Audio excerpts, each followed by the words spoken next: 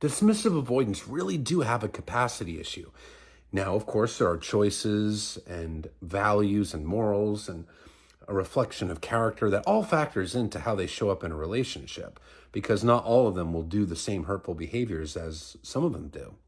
But there is a capacity issue. If you're dealing with a dismissive avoidant that has not worked on themselves, they do have a limited capacity to handle emotions. They have a limited capacity to handle stress, to process things.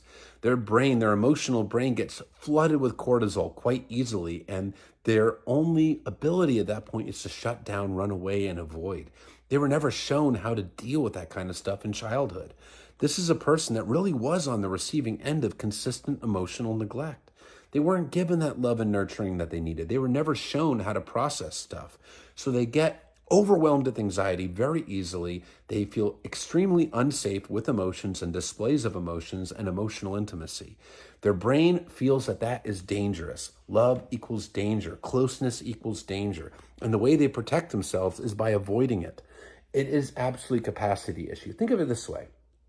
Let's say you want to run a marathon, and doing the marathon is the equivalent of that long-term healthy relationship. You want to do it, just like a dismissive avoidant deep down wants to do it.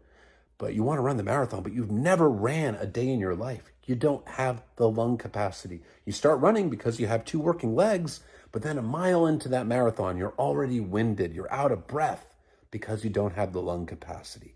Just like they don't have the ability to go past the early dating phase in most cases, because they simply don't have the emotional capacity to sustain that long-term, healthy, loving relationship that involves emotional intimacy and deep commitment.